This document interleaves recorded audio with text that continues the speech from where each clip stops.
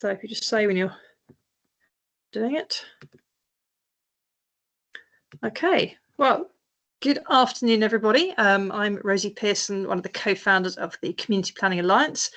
Thank you for coming to this webinar this afternoon. And we are really grateful to have Professor Gavin Parker and Dr. Mark Dobson. Gavin, I've spoken to for quite a few years about planning issues, been a great sounding board, so it's lovely to have you here talking to us.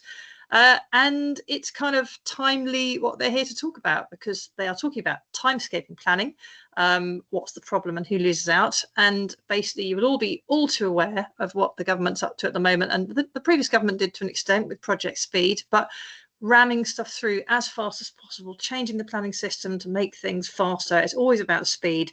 It's rarely about best outcomes. So it'll be great to hear today an academic perspective to what we're all facing on the ground and reading about in the media, and sort of to hear about what it all means to government's assault on nature and communities and farming, and all in the name of fast growth. So what we'd like you to do, if you're listening, is to put any questions you have in the chat while Gavin and Mark speak. They'll speak for approximately half an hour, and then we can address the questions afterwards. So questions in the chat, and I know Caroline's going to put their book into the chat as well, which was published last year, I think. There's lots of copies behind Gavin on his shelf, called Slow Planning, Timescapes, Power and Democracy. So with no further ado, I will hand over to, I think it's Gavin first, is it? But Gavin and Mark, over to you. Thanks so much, Rosie. I'll now just fill in while I struggle to share the screen. So everybody, thanks for attending. I'm sure other people might drift in as well. I'm going to share the screen, explain that Mark and I are going to do a double header on this, hopefully about 15 minutes each. Can people see my screen now? Am I sharing successfully? Excellent. So yeah, like I say, thanks very much for letting us kind of come and speak to you all. It's been, a lot of interest that I've observed CPA, grow and become a fixture almost now, I'd say, in the kind of array of organizations and voices that are becoming influential and are influential in the planning arena. And I think that's a great credit to everybody involved. So we're presenting this hopefully in a way that will become pretty obvious. There is some import for CPA, and without further ado, I'm going to see if I can advance onto the next slide. So as Rosie explained, government has adopted what we term a kind of Project Speed agenda, and that stretches back in a while now. If anything, current Labour government have doubled down on that, and we'll put a few slides up in a minute to just highlight that. So we're going to talk about that, talk about where and how time and planning are intermingled, and perhaps surprisingly hasn't had a huge amount of attention over the years, and is starting to at the moment, in the last couple of years at least. I'm going to focus in on this whole idea of delay, how delay gets used and potentially abused as a means to justify change, reform of various types. And then we're going to talk a little bit about proper time, and intermingled with this idea of proper time is space for deliberation, space for democratic engagement and so on in planning. So without further ado, if I kind of just do a little bit of the sell, as Rosie explained, we wrote a book that came out last year called Slow Planning. It came out initially at hardback, and that's really only aimed at libraries, and it's very expensive. So pleased to kind of be able to speak to you now when the paperback has just come out, $24.99 in all good bookshops. And I think there's a link, or there will be a link if you wanted to have a little look and think about getting a copy. Then there's a link coming up in the chat bar as well. So without further ado, let's get into it. Let's just kick off then with the Chancellor, Rachel Reeves. If you see what we've done here, we've simply picked out one of the quotes from her very first speech. And if you look at the date, that was only a matter of a couple of days after the election result. And she chose to say this in her very first public speech, coming from the Treasury. And so what we've done is simply highlighted for you to indicate where and how government rhetoric has become kind of replete with temporal cues, you might call them. Lots and lots of either explicitly or implicitly time-related infused language that is all pitched towards needing to cut back the amount of time used, speed things up, impose deadlines, and so on and so forth. So you can see in the quote there this idea of no time to waste, this idea that, any time that's not doesn't seem to serve a particular governmental objective is possibly to be wasted. This idea about urgency being introduced. So there's I won't go through all of the highlights there, but you can see that the way in which time has found its way into the discourse around particularly planning in the last few years is all around us. It's become so common that I suspect we don't even notice it, or if we do notice it, then possibly it's because people like ourselves are starting to really shine a light on it and say, look, we've really got to think about this more carefully. So just to kind of move on, then you've got the Secretary of State, Angela Rayner, a few months later, quite recently, in relation to the planning infrastructure bill that's coming through Parliament at the moment. Again, using the same kind of language, no time to waste, and linking, as quickly as possible in relation to both infrastructure, which I know a number of Community Planning Alliance members will be interested in, as well as the ambitious 1.5 million homes within a parliamentary term target. All of these things do take time, and I'm pretty sure, as we'll explain as we go on, will take far more time than government appear to be prepared to tolerate, certainly rhetorically. But as I say, this isn't only a product of Labour government as we've seen in the past year almost. But Project Speed was something under the kind of successive, overlapping terms of Boris there doing his stuff, getting his speed, his adrenaline going there.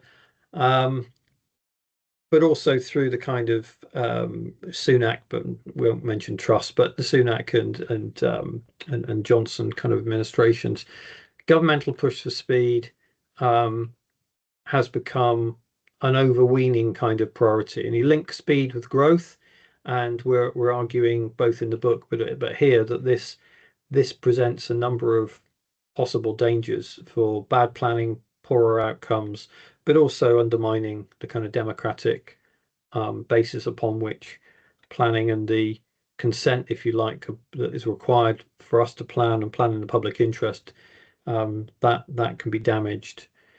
So, as I say, that there's a point of origin for the research that stretches way back beyond and back in time before the Boris Johnson administration even.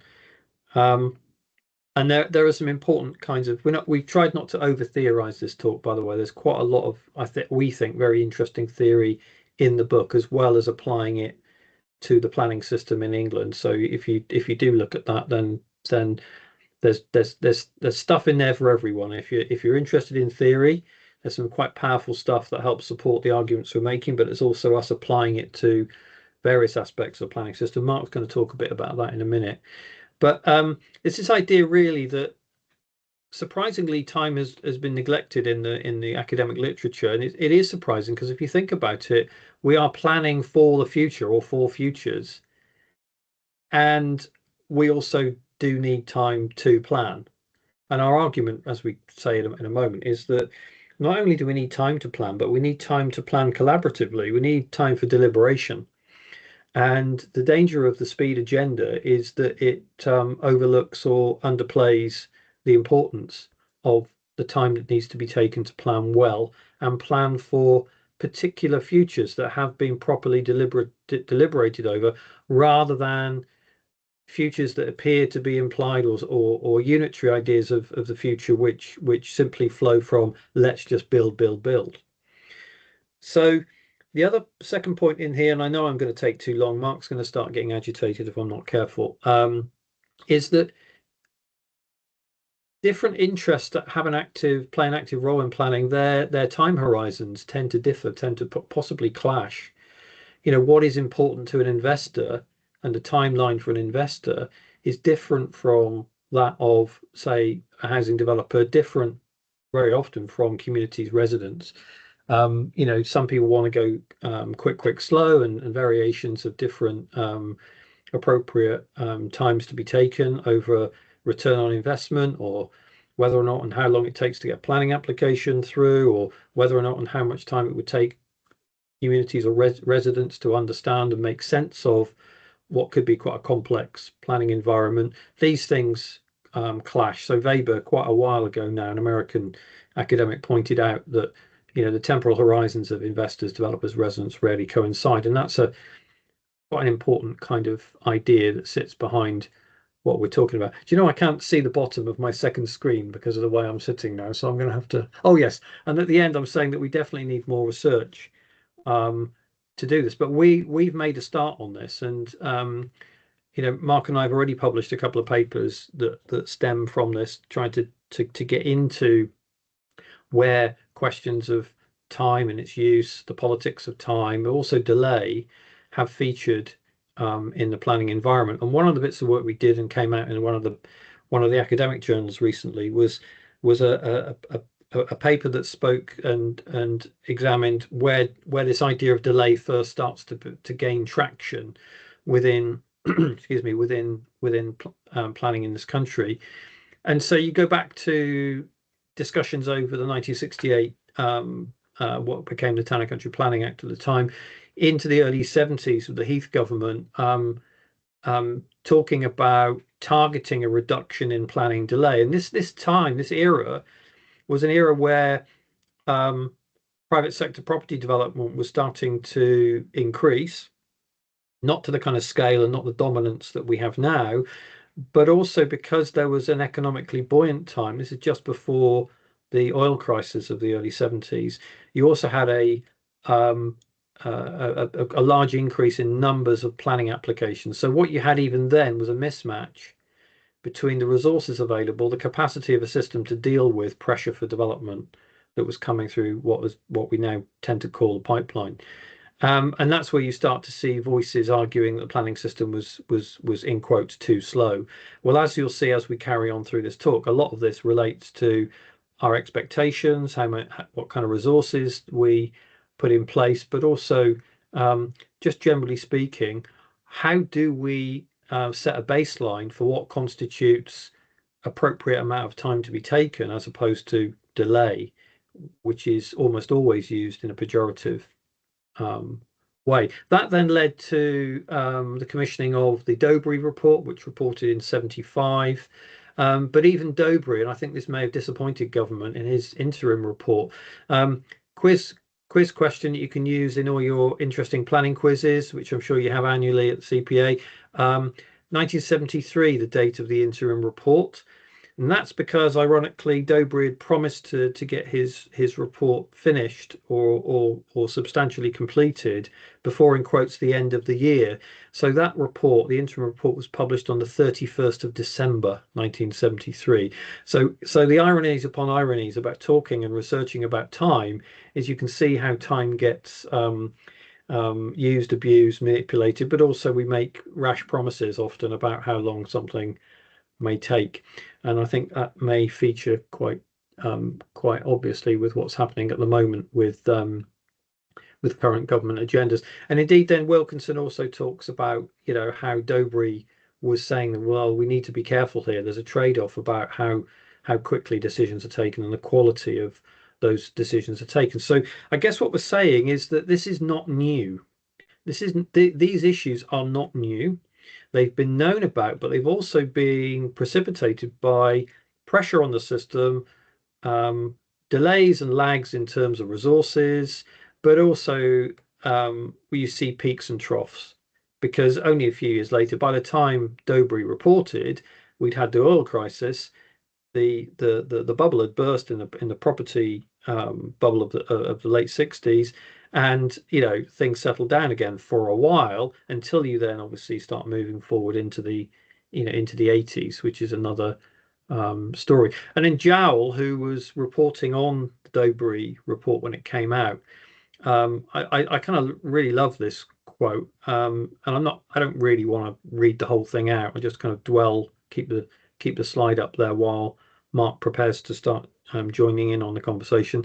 But Jowl is talking about how we do need to be aware of the different active groups and the different kinds of requirements they might have, and what that means in terms of outcomes for planning decisions.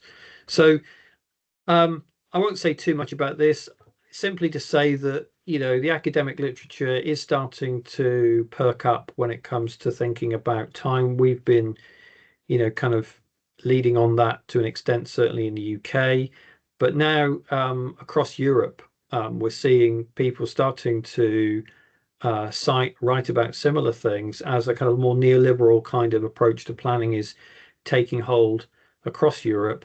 And Mark and I are actually editing a book at the moment with a lot of European colleagues, all bringing case studies and examples from across Europe to point to these similar kinds of questions and issues. So my kind of time talking to you is now coming to a close, and I'm going to hand over to Mark in a moment. But I suppose our handover, our pivot for my bit and Mark's bit, is this idea that, as I've said, that planning is inherently participatory. It's a question really of on whose terms, on what times, and what that then means for who can actually participate and in what way in shaping decisions and policies.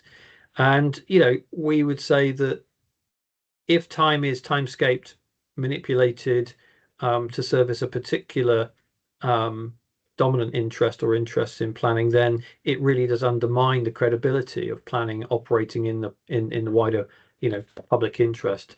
So Mark, over to you then. Sorry for I probably overrun slightly, but I've kind of tried to keep a bit to time. So yeah, I'll move the slide on, because I think this is our agreed. I'm waiting for you to nod at me. This is our agreed handover here. Good. Yeah. Thanks, Gavin. You can stay on that slide for a minute, the previous one. Oh, got it wrong. Yeah, I think one of the key points that was kind of driving us behind this book was a kind of real concern that a lot of the mainstream political and economic discourse was effectively talking about planning processes, planning decision making being a barrier. And you can see that kind of narrative carrying on, barriers, blockers, anything that wasn't seen as kind of getting things done, getting Britain building, was being badged up as a delay. But we didn't really see any kind of critical unpacking of, well, what was taking time and why it was taking time. It was almost as if the planning system had kind of de facto become about delivering housing and growth, and all the kind of other areas that have been bolted on around environmental and social goals could kind of fall by the wayside under that. Obviously, the RTPI talking recently about getting public interest kind of put in stature, but again, it depends on how we decide what the public interest is. And as long as kind of control of the public interest is around understanding of delivering housing, speed, growth, then the planning system is going to be orientated towards those particular goals. So again, the temporal narrative is effectively an act of politics and an act of power, and we really kind of wanted to impact that in the work we've been doing in the book and the papers. Again, this kind of understanding as well that the kind of long-term futures and long-term thinking isn't really served very well under the kind of short-term political cycles where governments kind of back themselves into corners to promise to deliver 1.5 million housing over a particular parliament, and then have to double down on speed and growth to kind of keep up commitments, or for pressurized planners that have got a huge volume of work and therefore kind of just have to churn that through the system. So that kind of idea that the kind of narratives around speed and delay could have negative effects on how we determine what the public interest in what sustainable development is. And I think it was trying to reclaim planning as a participatory activity, as one that needs to involve communities if we're making decisions about the places where people live over the long term. So yeah, I think next slide. Thanks, Gavin. So we've talked about control of time being political, and I think really it's strange that time's just been seen as a kind of neutral or background container to processes, but actually it's a really sensitive political question, right? Actually, control of time is really important because it's a resource. And what I really like about this quote is that time should be a democratic good. Time should be made by citizens and not merely allocated by respective governments for them. And we've talked about the timescaping of planning practice. We provided 13 examples in the book, Slow Planning. We didn't put it in this because there's a lot of them, but just the way governments are trying to control how long it should take to produce a local plan, what the period for community consultation should be, how long the speaking rights are at planning committees. All these ways are examples of how time effectively shapes the kind of scale of participation and the amount of time that can be done for different planning elements in the process. So we very much see how the system is set up through these timings as reflecting the kind of orientation that the government's going for. And planning reform agendas revolve around those things. So again, we talk about, well, actually, why hasn't there been a kind of a pushback in terms of this kind of neoliberal orientation of timing and the way that that's been set up? It's all right, you can go to the next slide, Gavin. It's, that's my prompt when you want me to move on. I think the interesting thing from some of the primary research we've done so far, we've looked at what developers have said in terms of their kind of priorities, because what we're questioning is the government are saying speed is good for growth. Presumably that's where they're pushing it, because they've kind of really doubled down on that being the kind of the way out of the financial crisis they're in. But the developers, interestingly enough, have been talking about not necessarily speed being a problem, and we can see that when later on we're talking about build-out rates, but it's the kind of lack of certainty. And I think this constant reform isn't providing certainty or kind of good outcomes for anyone in this. So, you know, in this first quote, they're talking about, you know, you wouldn't associate speed and planning generally together, but actually it's not the speed, it's the certainty that we lack. And that they take a certain system for a quicker system any day of the week. The same, it's the uncertainty makes it very hard to plan. You think you're doing the right things, then attitudes can change, policy can change, there's a different direction. That makes a big difference. So we can see that one of the key issues for developers there is certainty and not necessarily speed. And maybe that's something that the government haven't really considered in terms of what they're doing, and whether actually just suggesting speed and efficiency is a bit kind of naive. So next slide, please, Gavin. Again, we've kind of gone back to look at the let room review. Gavin mentioned that we're looking at a research project that's thinking about the end-to-end total pipeline of the development process, because quite often planning is only one small part of that overall process, which often gets ignored. You know, acquiring land, getting the finance, actual construction, marketing.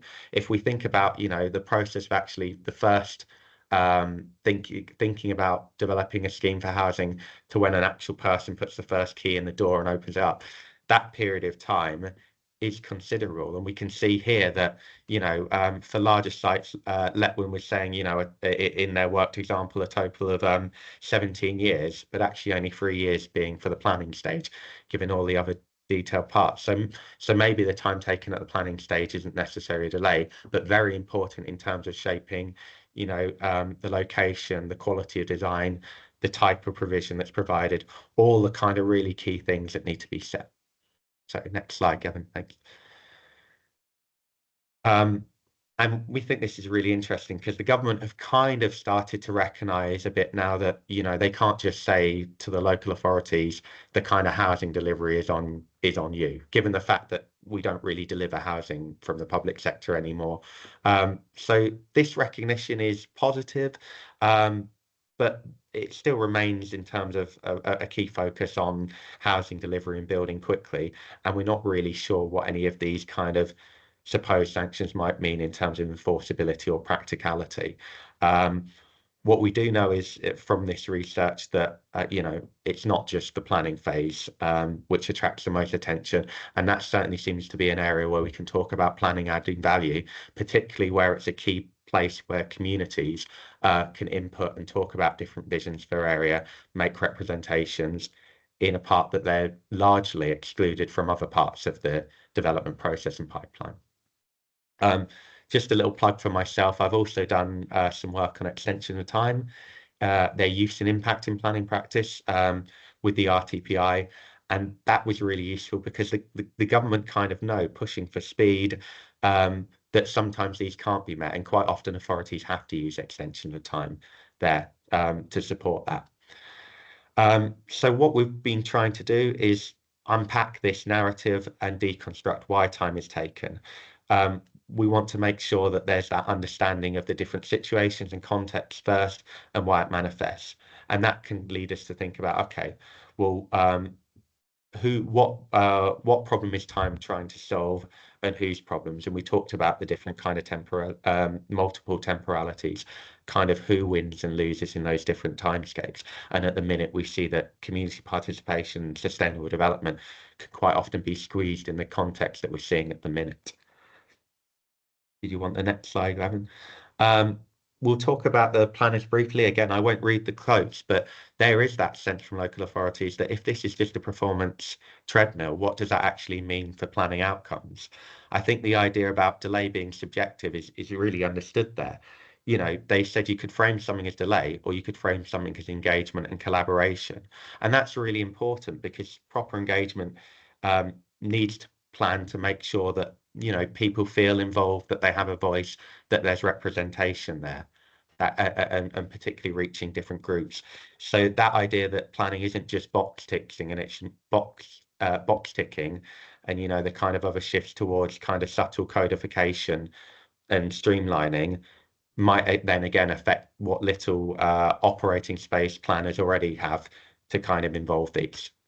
And the second quote, Gavin.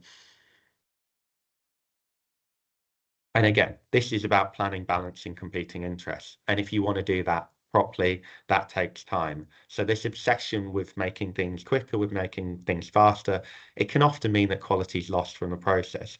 So, you know, the whole idea is about making sure that you get a scheme that comes in to as good as it can possibly be, and make sure that different people are involved. But of course, if you want to do that right, the process will be longer. So that kind of nuance has been lost. Thanks, Gavin. So I think I'm getting to the final few slides now. So yeah, our main findings were that control over the timing and planning can be seen as almost the same as control over planning in itself. We can see that project speed can belie the nature of the problems faced. We quite often see that planning issues or planning concerns are quite often simplified so that they can be brushed off, underplayed, so that people can say, actually, we can just make the system faster without understanding all the different challenges behind it. And when you actually look at all the reasons and issues behind it and things that are involved, actually where can efficiencies be made, but actually what does that mean in terms of where corners are then being cut? We've talked about being constituted power relations in terms of the different power levels between actors in terms of interests, and the fact that prioritizing one interest has knock-on effect on the others that are acting within the timescape. And what we really want to kind of get at is we don't want to create situations or timescaping when planning itself is being squeezed by using deadlines, limits, other things. I think the final bit is our recommendation. What we've been pushing for, and hopefully the government take this on board, is a kind of more nuanced understanding of what the purpose of planning is, what it's there to do, and what's expected of planning for different actor groups, different issues, different activities involved. That's where we've got this kind of term proper planning for. Me and Gavin aren't advocating for slow planning or doing things slow, but we're saying there should be a right timing or a proper planning for an activity as important of this. And given the stakes of planning, it needs to have proper democratic and technical oversight rather than just being top down. And I don't know if Gavin's already mentioned that there's a book out. So the final plug again, we're kind of really pleased with it. There's lots of different things that we've tried to cover off there around participation, deliberation, thinking about what a different alternative timescape might look like. And this research agenda continues to hopefully provide a kind of counter narrative and argument to those just to say, let's just get things done, housing growth, taking that forward. I think I'll stop there because the questions are really the bit that we're interested in. But if the government haven't figured this out already, I think one thing they know with planning is that and their agenda, they can expect delays ahead. So thank you for that, and really look forward to answering any of your questions. Brilliant. Thank you both. That was so interesting. And I mean, I expect everyone's in vehement agreement. And I think all the people that watch it on YouTube afterwards will be in vehement agreement. It's just mad, isn't it? Literally, it's kind of this repeating cycle. I'm actually reading at the moment a book by George Monbiot, is that how you say his name? About neoliberalism. And it's literally, it's just, let's not plan, let's not think about the public good. It's all about extracting cash, isn't it, really? But anyway, we've got some very interesting chat. Caroline, do you want to try and start to pick out some questions or themes from the sort of... The first one is from Simon, which is actually starts immediately on timing, about the political drivers which run a sort of 5-year parliamentary cycle, and is trying to fit in the multiple planning time cycles to a 5-year parliamentary cycle, always doomed to failure. And just before you while you're thinking about that, as a follow-up as to how do they navigate this process on the continent, where they seem to be rather better at building sort of good, sustainable development and communities. Either of you want that one? Yeah, I mean, Mark, do you want me to start, or? I think so. Okay. Well, yeah, sure. I mean, this is the name of the game, that everyone's operating with their own either explicit or implicit pressures, and politicians have an overt kind of time pressure in terms of electoral cycles, and that accounts for, or in large measure accounts for, why current Labour government are moving so quickly on so many different planning reform elements and local government change in the first year of Parliament, because they're rather hoping that it'll bed down, settle in, and possibly reap some kinds of notional rewards before we get into the 5th year of that cycle. So absolutely, there are reasons and there are political motives that sit behind a whole range of the different kinds of timescapes that we talk about. I mean, those are grand scale kinds of points, but then you can go all the way down to something very micro, like having only 3 minutes, for example, to speak in front of a planning committee. All of those things alter the way in which, and the basis upon which, people can communicate with each other about what can be quite either complex but almost certainly contested issues that planning deals with. I don't know if you want to say anything else on that, Mark. No, I completely agree. There is that kind of tension between short and long-term interest politically when politics becomes involved as well. And I think the other point on why it's different here, I think it is exactly that kind of neoliberal kind of market-led approach, that we don't really have a particularly strong or well-resourced local state that can get involved in these things. And then the Labour government know they're very heavily reliant on delivery from the private sector, and therefore are trying to do a very fine balancing act between making sure that they've set up the kind of what they think they want, which is the speed, the efficiency and the viability, while still then considering the other goals around planning, different crisis narratives around the environment and social concerns as well. So it is very difficult in terms of trying to think, okay, well, how would you set up the planning system in a way that then benefits the most number of people? I think we just, I can't see that thinking happening at the minute. Gavin? Yeah, I think we've given that a bit of an airing, a bit of a duffing over. So I don't know what else we should talk about. Marge? There was a question about the how much inspectors can take credit, or perhaps we shouldn't say credit or blame for any delays in the system, or whether they are really just, I suppose, a tool of the government policy under which they are making their decisions.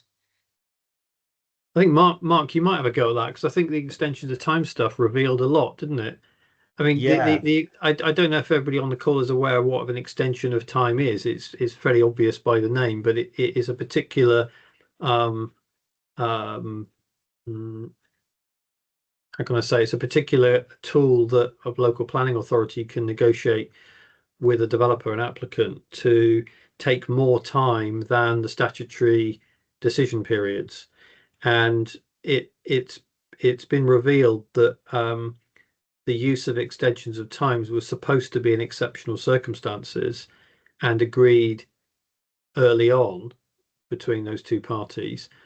But what's happened is they've become so prevalent across the system. I think I'm right in saying, Mark, in the southeast of England, about 40% of all planning applications are now subject to an extension of time. So I don't know if I thought that was a good way into that. The kind of, what gets revealed when you start thinking about time in the time lens, you see all these different issues all jangling up against that attempt to make sense of what time is available, what resource, because time is another resource, and you put it together with other resources, whether in abundance or lack, and you've got an interesting and very mutable set of relationships. Yeah, exactly. I think the starting point I'd ask to that, and we start in the book, is, well, how long should a decision take, and how long should a good decision make? So if the inspector's shown that they've kind of gone through the kind of due process and there's a lot of complex issues involved, and that they've come to a judgment, I would say surely the quality of the decision is the most important thing within some reason. But going back to the extension of time, obviously the minor application process is supposed to be decided within 8 weeks, major 13, or with an environmental impact assessment 16. But actually just setting any kind of abstract measurement of time without thinking about, the complexity of planning, the different sites, the different issues, the different people involved, means that there is always going to be a need for discretion and bespoke timing arrangements. And that's why the government, on the one hand, are pushing for speed, but on the other hand, are happy to allow extension of time, and make sure that any application that's subject to an agreed extension of time is therefore deemed on time in their performance statistics, reflects just that actually trying to make fast decisions often comes up against reality, the reality that you need to come back with comments from statutory consultees, or you need expertise on areas around biodiversity, whether it's bats, newts, ecology, whatever, before you can proceed, or that there's a key issue with highways or heritage, tree preservation, you name it. There could be 101 things that are all condensed under planning as a term that has become increasingly more complicated. The politics is really, really important as well, masking that. So what that research revealed was extension of time effectively a plaster or master symptoms of all the different things that the planning system is trying to do, to kind of keep the system working, not least just the resources and capacity. So yeah, I think if we use delay, what what do we think should be done quicker and why, I suppose would be my pushback. It's really interesting. I suppose I'm not asking a question here. I'm going to make a statement, isn't it? That the government is sorting out those aspects of what you might call delay by just getting rid of them all. So, you know, let's not worry about the bats, the newts, the heritage, the biodiversity, the various other things. They might have to worry about highways, but they might not even have to worry about that. But all those things which they thinking are part of the delay, but are actually part of what makes something a better development at the end. They're just going to get rid of them in the pursuit of a number. I mean, if I just come back in then, Caroline, I mean, we've got other colleagues in our own department that are economists and come at these kind of questions in a very different way. And it's made for some pretty entertaining discussions in the last couple of years with them as they look at us quite in a startled fashion to say, well, can you tell us why these delays take place? And that's not their methodology. They don't get that, and I think that's one of the things that we thought was really important, that we need to kind of baseline this better, and that's what's prompted this idea of doing end-to-end development. Because when we think about it, governmental agendas around housing are supposed to be about people actually living in houses rather than planning permissions being granted. And so I think it's legitimate to look at the amount of time that planning takes within a context of how much time does it take for a site to be brought forward by a developer, and how long does it take for the first houses to be completed and occupied. And that shows you then a relative amount of time over that whole time span that the planning system, even if we might all agree that the planning system has become cumbersome and possibly slow, but in relative terms to, let's say, Letwin's a bit extreme because Letwin took really, really big sites, okay, and that we're in the research we're doing, we're taking bog standard 300 to 500 unit greenfield sites, so that you've got a better kind of, this is a more standard kind of, in order to map and understand that. And I guess what we're saying is that planning takes the minority of time in the overall time taken. And yes, you can look at ways of expediting or right timing the planning phase, but also we need to look at the other stages and steps and stages.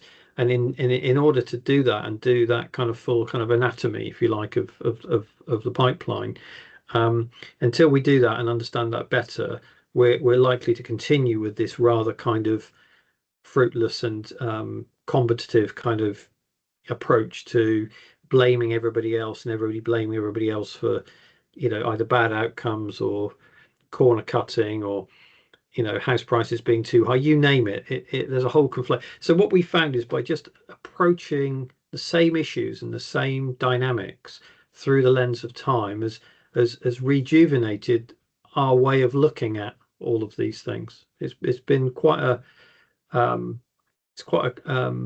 startling kind of revelation for me anyway, having been involved in planning stuff for a long while. I'll just add very quickly to that as well. I think it's this kind of new public management. You can measure time, and economists love to measure costs, but how do you measure quality? And then how do you hold people to account for that? You can't. So in a sense, it's the kind of easy wins, right? Make planning quicker, make it more streamlined, efficient, cost less, etc. In the abstract, that seems absolutely fine and reasonable, but I don't see any kind of clear plan about what's going to be cut out and why and how important it is. Actually, yeah, and there's I'm jumping around the questions a little bit just because they sort of seem to fit where we are. Apologies about the sun. Yeah, it's rather making me go black and white, I think. So, the government at the moment is shouting about, how quickly the local development, the plans must be completed, the development plans, and yet they're having to send an awful lot of plans back to the drawing board. So they're not even really giving them enough time to let those run through, at which point you actually might see some delivery as a result of those plans, but it's sort of like scrap that, go back to the drawing board, start again with the new numbers. And that probably is actually going to add a delay, I would think, rather than make things move quicker. Yeah, I mean, I was actually involved in the governmental discussions around new local plans and the time taken, and I kind of got a bit bored after a while of being the one to put my hand up and say, why is the initial assumption that underpins everything we're discussing 30 months to produce a plan? And it was, and they admitted it was an arbitrary time that ministers had imposed. This is previous government. And the civil servants themselves were being, having to find a way to conceivably, I don't think they believed it. I'm not sure if they still do really believe whether or not an effective local plan, a good local plan, can be produced in 30 months. Particularly because it's reliant on so many factors. So you alluded to that, Caroline, that it's partly to do with, ironically, national government changes of policy, changes of guidance requirements and so on, destabilizing plan making. That's one thing. But also, this is the extensions of time stuff again, really. The reliance on so many other actors to do things and do things in a timely fashion is not only an issue in development management, but also is an issue when it comes to plan making.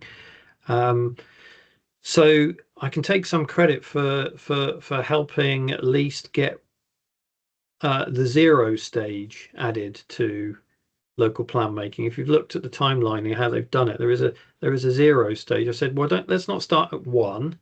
Why don't we start at 0? That sounds logical. The Americans start at 1. The Japanese start at 1. If you've ever been to hotels and office blocks in either of those countries, we start at ground floor. We start at 0. And I said, why don't we start at 0 and say that the 0 phase is the phase where people do a bit of thinking and a bit of tooling up and a bit of preparation and a bit of telling communities that the plan, we're going to start work on this soon. So why don't you use that time to think about, how you're going to approach and be involved in, the process. That was the best I could do, sitting around the table with the other people, who seemed to be pretty happy with the idea that an arbitrary time to create a plan was absolutely, fine, no problem, off we go. So there's a kind of a through the looking glass type of aspect to some of this, I think. I'm not sure if anybody really believes in any of this, but they're going to go along with it anyway. I suppose they're getting pressure from people who don't actually understand planning. It's probably the bottom line. I mean, there are other aspects that I suppose we haven't really touched on about the other parts that feed in, which is basically developers having to raise money, funds, investment in order to, fund land purchases, and not least the building phases when they get to them. And the government seems to have no recognition that that might also be a function of the timing that they're needing to speed up. Well, yeah, and I think in the chat bar I saw the question, and I think somebody may have already started to answer it. Certainly, I've formulated something in my own mind that we do need an active state, basically, both in terms of housing, but also potentially in terms of strategic land purchase. I think the experiment of the past 40 years or so of neglecting that aspect of what the state can do to directly develop, but also to identify and to prepare land for development. I think that's something that's been horribly neglected, and we need to get back to those kinds of acceptance that what's happened in the last 45 years is we've allowed an ideological an ideological veneer to be applied to everything we do, rather than taking a more pragmatic view about, well, actually, what works and what will help us deliver, affordable housing, let's say, does require a more active state to ensure that happens. And the evidence is with us now, and we can now say, look back over the course of, let's say, 80 years and say for 40 of those years we were delivering, and for 40 of the years we weren't. It doesn't take that much, really, to kind of work out what the difference is and what was absent and present in those two periods. That, I mean, it's a fairly rough and ready kind of answer, but I think there is definitely something in there about re-looking at what role the state does need to play in a 21st century, and not be, learn the lessons of what happened in perhaps the 70s, but nevertheless not shrink from being more active. Rosie, your question was about whether the New Towns Task Force is actually going to have any successful outcomes. I don't Well, know that's whether you really want to- interesting, because of course it's then you get into a very different set of timeframes, and I observe government struggling a bit with this. That in the midst of a growth and speed agenda, they're attempting, or at least I think probably just being silent on the idea that new towns will take decades and decades to come forward. And even if they do come forward, the idea, again, let's use another analogy. I've already used Alice in Wonderland, so we use Emperor's New Clothes. I mean, it's almost as if the title and the kudos that may or may not be associated with the title of New Towns is being appropriated to pursue large scale private sector development. That the very real danger is doesn't, in the final shakedown, carry much of the public interest and public good that the New Towns project from the 50s through to the 70s carried. And what I mean about that is that what developers have become very, very good at, not all of them, but a lot of them, are very good at making promises that can't actually be ultimately be made accountable for. And that's a whole nother agenda there about how and on what basis deals and bargains get made, and what constitutes a deal that is unbreakable. I feel myself getting a bit down the Trump line here, so I better be careful. Yeah. I'm just going to interrupt on the New Towns as well, because I mean, sort of by the fact we're talking about developers leading it, and it's a giant call for sites, isn't it? It's kind of which developers want to put or landowners want to put their land forward. There's no mention whatsoever of any funding coming from government to help them. So it's kind of like a mega extension of the private-led project, isn't it? And as you say, we know full well all those promoters will be saying, yes, we can deliver these fantastic, utopian, amazing new settlements. They'll just be perfect, all singing, all dancing. It's really easy to say that, isn't it? And then there'll be this New Towns code, and the developers will say, yes, we'll all adhere to that. Don't worry, it'll be great. And then full well, the minute it comes to fruition, they'll drop bits here, they'll drop bits there, it won't be viable there. And so, yeah, I think there's very little hope they'll get it right at all. But statement rather than question. Yeah, the experience I have is Wellbourne in Hampshire, which was first raised as an eco town, I think in just before 2004, ended up going into the Southeast Plan, which actually failed on emissions grounds, but anyway, somehow made it through. And basically, I think the first brick was probably laid earlier this year, so that's over 20 years. And some of that was planning, most of it was funding. And along the way, they've managed to negotiate their way out of the commitment for 30% affordable housing down to 10%, and maybe a bit more later if we make a profit. So yeah, I think without getting into the secrets of the development industry, there is a need for the public sector to wise up and get a bit more adroit when it comes to understanding how to negotiate not just a deal, but also to understand how to enter into things like overage agreements and partnership where profit share may be involved, and etc. Yeah, there are lots and lots of possibilities here, but frankly speaking, the vast number of local planning authorities lack the resource, they lack the skills, and they lack the resolve to pursue those things. And trying to be positive, I mean, hopefully when we move to more strategic approach and perhaps some single tier authorities, maybe there's a faint hope there. Maybe there'll be a bit more resource, a bit more skills, and some of those skills might be pooled, you know, on a sub-regional basis, so that you do actually get some of that, you know, some of that kind of skill and experience brought to bear. Yes, I mean, quite a lot of the questions were about the shortage of planners in local authorities. I suppose if we're going to have local government reorganisation, the same number of planners may be looking at maybe split between fewer authorities, but have bigger fish to fry while they're doing it.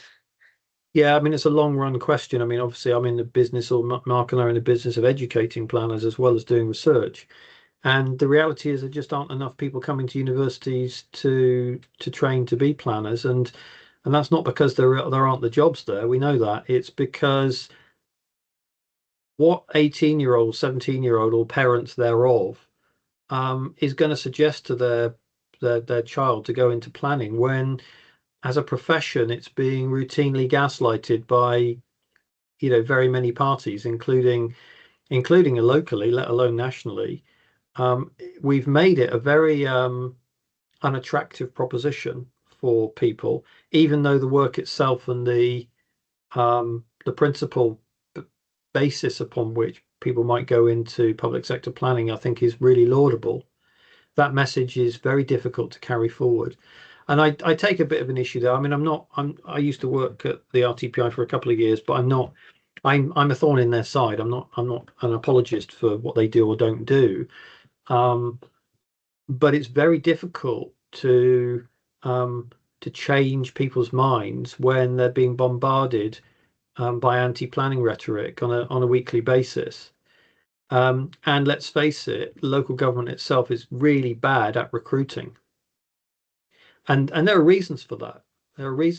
You know, the private sector will annually recruit very many graduates to come into planning and development. This is the planning consultants and the big property firms, and they'll recruit them because they've got the resources to recruit, even if they don't even really need the people in the organization. They might recruit 12 people, and then they know full well that they're going to let 6 of them go if they don't perform very well, but they recruit them anyway. Whereas local planning authorities are only going to start recruiting when there's a vacancy. That doesn't necessarily fit the cycle of the employment cycle for graduates. I mean, you can go on and on and on about the reasons why there aren't the planners before I even get into pay, conditions, pressure, you know, being lambasted by everybody, you know, when you're in the job. It's a pretty toxic situation at the moment, and we do need to work harder on this. And, you know, certainly a lot of things I've written that find their way into, say, the trade press, let's say, you know, I'm going to make these kinds of points. That's before we even get into the fact that government have just scrapped the level 7 apprenticeship, which some people are up in arms about, and this is basically the master's level qualification. I'm not so disappointed in that, because there are part-time routes to study planning that pre-exist the apprenticeship, and it was always likely to be risky to start to put all your eggs in that particular basket when we know that, you know, public resources are scarce. And so the idea that government might continue to subsidize postgraduate level education, when really they might also be looking at simultaneously about how do we support, you know, kids in education, literacy, other skills and training. I think that I understand why they've done it, but it doesn't help in the short term that all of a sudden that particular route has now been turned off. Brilliant. Well, I think maybe one more question, do you think, or we kind of mostly done? You better take this one, Mark, because I'm rattling on too much. Find a nasty one for Mark. Gavin. Exactly. Can I just ask a quick question, guys? I'd be interested to hear your thoughts about the unintended consequences of all this speed, because, you know, we've already had things like the Grenfell Tower. We've got, I put in the chat about a local issue, which is a battery energy storage system, which is springing up everywhere and all being approved, but there's no safety regulations around them. There's 2 parliamentary parliamentary bills at the moment going through to try and increase regulation around them. But obviously, that's not something the government will be keen to do if they're looking to increase speed. And renewable energy is one of their areas. But of course, there are consequences for communities if they get this wrong. So I'd just be interested in your thoughts about the dangers. Yeah, and the Hatfield fire, yeah, agree. And there was a fire in Liverpool in a battery energy storage system in 2020. It burned for 59 hours.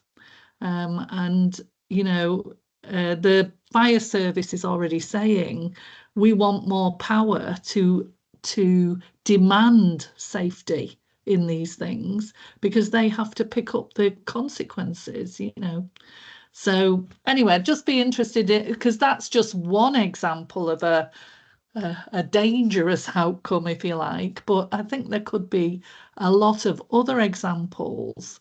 Yeah, dual staircases, yeah, good point. So I think the increasing the speed of decision making, it could have unintended consequences for citizens, basically. Yeah, I completely agree. I think the problem is when speed becomes a justification for deregulation, which is a problem, because the whole point is to regulate real estate and planning development. As yeah, so me and Gavin are exactly on the same wavelength here with the chat. So that kind of ideological speed is more important, and therefore we'll push that through. And we see the same with kind of crisis narratives. The housing crisis is used to push through all sorts of agendas, regardless of actually unpacking what the crisis is for in terms of quality and affordability and the rest of it. It's just supply. So, you know, and we saw that with permitted development rights as well. Kind of just getting things done will deregulate that, but it leads to, you know, some really poor quality housing that's not, you know, meeting national space standards, that in locations that aren't fit for residential. Rooms without windows. Rooms without windows, yeah. And then, of course, the worst thing, kind of like allowing the market to decide in terms of, you know, cladding issues there, or you know, land rights, etc. They're very real costs to deregulation. Now, if you can keep up the same level of regulation and do it quicker, i.e. efficiency, or streamlining, absolutely fine. But I don't see any of that level of discussion involved at the minute. And I think that's one of the issues. Gavin, do you want to?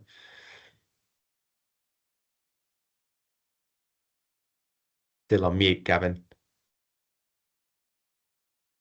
I clicked it and it didn't come free. Anyway, there we are. That's someone telling me not to speak, really. Yeah. I know we're on the same page, Mark. I typed in just as you were saying it. So yeah, deregulation is something that needs to be looked at very suspiciously. You know, very often there will be a very good reason for regulations being in place, and we've seen it before. We saw it, you know, in 2010, bonfire of, you know, of the Quangos associated alongside that with, you know, ripping up, you know, or attempting to rip up so many regulations, not only in planning. We're talking now broadly about things like building regs, aren't we? You know, a kind of an intolerance that seems to permeate from certain groups, political class, political advisors, and you can see it now. You can see, I mean, you may have been watching the, you know, the kind of news at the moment. Got several local authorities now being run by Reform. Reform have just announced they're going to do an audit of Kent County Council. Now, one wonders what that really means. You know, and it all depends what lens you apply. If you apply an Elon Musk kind of lens, a Doge type of lens to Kent County Council, you're going to find things to cut, aren't you? But the consequences of what you cut, we'll only find that out in, say, 10 years' time. Exactly. Right. Well, I'm sorry, I'm going to call it to a close, but thank you very much. That was really interesting. I think we could probably all talk about that all evening, and there's so much to cover as well. We haven't even got onto Freeport, so that's a whole new extra thing. But yeah, I think really good to have a zero phase, just gives people thinking time, gather some evidence. So we can all ask for that. Definitely need an active state. And I think you need to write another book about lessons, basically, what we need to take from the past, because we're not learning anything from the past. But anyway, thank you both, Gavin and Mark, for coming along and talking to us. And yeah, everybody, it'll be on YouTube, so we can share it widely after that. Thank you very much. Bye, everyone. Thanks for having us. It's a pleasure. Thank Thanks you. very much.